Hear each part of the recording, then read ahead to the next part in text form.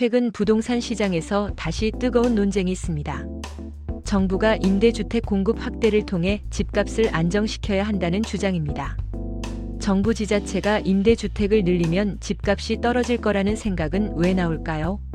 그건 공급 확대가 가격에 영향을 주는 기본 경제 논리 때문입니다.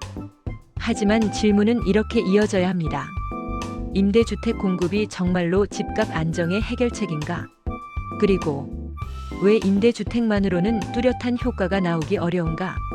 오늘 영상에서는 임대주택이 시장에 미치는 실제 영향, 통계 연구 결과, 그리고 그 한계가 발생하는 구조적 이유까지 차근차근 분석해 보겠습니다.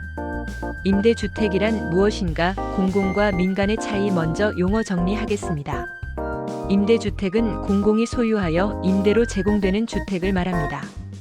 정부, 지자체, LH 한국토지주택공사 등이 소유한 공공임대 등 다양한 형태가 있습니다. 반면 민간 임대주택은 민간 건설사나 개인이 소유하고 임대하는 주택입니다.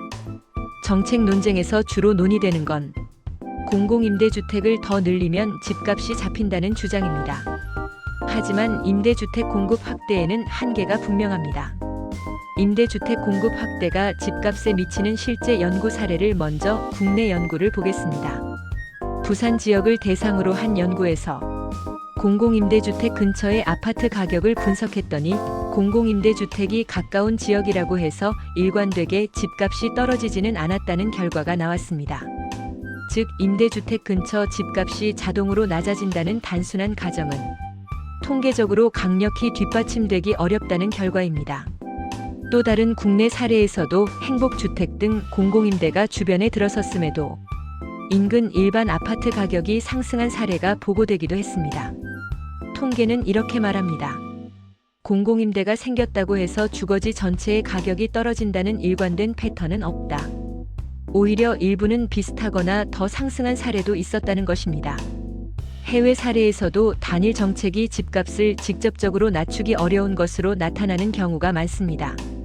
대규모 사회주택 스타크 비중을 유지했던 영국에서도 최근 공공주택 보급이 줄어들어 공급 부족과 가격 상승이 동시에 진행되고 있습니다.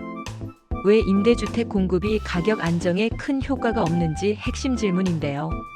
왜 데이터를 보면 공공임대주택 공급 확대가 집값을 잡는데 뚜렷한 효과를 보여주지 못할까? 여기에는 복합적인 이유가 있습니다. 수요의 절대량이 너무 크다. 임대주택을 많이 공급한다고 해도 집값을 결정하는 것은 전체 수요와 공급의 균형입니다. 한국 전체 주택 수요는 1000만 단위를 넘어섰고 임대주택은 일부 계층에게만 공급됩니다. 공급 늘리는 속도가 수요 증가 속도를 따라가지 못하면 전체 가격 안정 효과는 제한적입니다.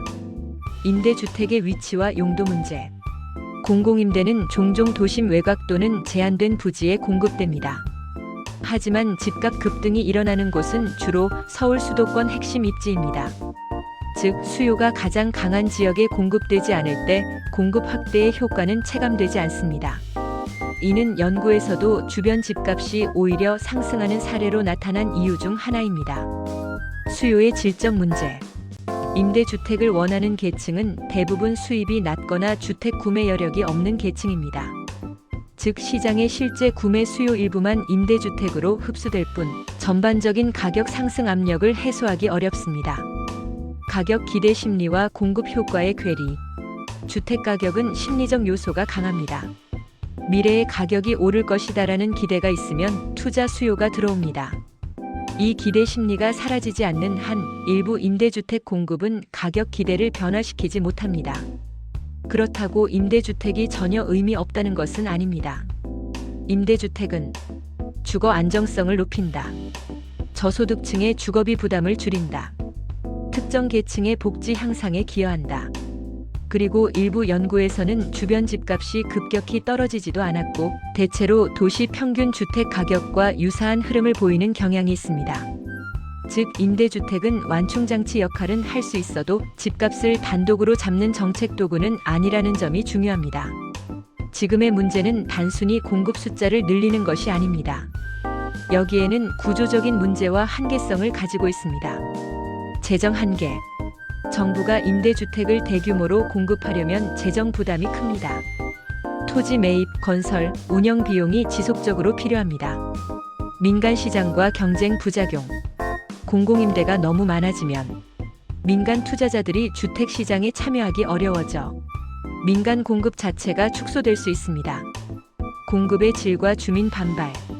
공공임대가 들어서면 일부 지역에서는 님비 현상이 나타납니다. 이는 정책 추진 자체의 부담으로 작용하며 결과적으로 공급 확대 효과를 축소시킵니다. 실증 연구에 따르면 임대주택 주변의 주택 가격이 계속 떨어지는 것으로 나타나지 않았습니다. 오히려 공공임대 주변 아파트 가격은 도시 평균과 유사하거나 상승한 경우도 있습니다. 그렇다면 실제로 집값 안정 정책은 어떻게 설계돼야 할까요? 전체 공급 확대, 주택 수요 억제 등 동시에 전략을 세워야 합니다. 공공임대뿐 아니라 민간 신규 주택 공급, 재정 및 세제 인센티브, 거래 활성화 정책. 이 모든 것을 포괄적으로 설계해야 가격 안정 효과가 나타납니다. 도시의 구조 개편을 해야 합니다. 핵심 입지에 접근 가능한 주택 공급, 정비 사업, 용적률 규제 완화 등 가격 상승 압력을 완화하는 것이 중요합니다. 주거 지원, 금융 전략, 임대주택과 함께 저리 대출, 세금 감면, 금융 지원, 이런 패키지가 필요합니다. 오늘 정리한 핵심은 이겁니다. 임대주택의 공급만으로 집값을 잡을 수는 없습니다. 공급 확대는 분명 주거 안정에 일부 기여하지만 수요 구조, 기대 심리, 입지 문제, 전체 공급 체계가 함께 맞물려야 실질적인 집값 안정 효과가 나옵니다. 항상 어려운 경제 이야기를 쉽고 귀에 쏙쏙 들어오게 알려드리는 보물방TV입니다. 오늘 영상 유익하셨다면 구독, 좋아요, 알림 꼭 눌러주시고요. 궁금한 경제 이야기가 있으시면 댓글로 남겨주십시오. 다음 영상 제작할 때 참고하도록 하겠습니다. 오늘도 즐거운 하루 보내시고 시청해주셔서 감사드립니다.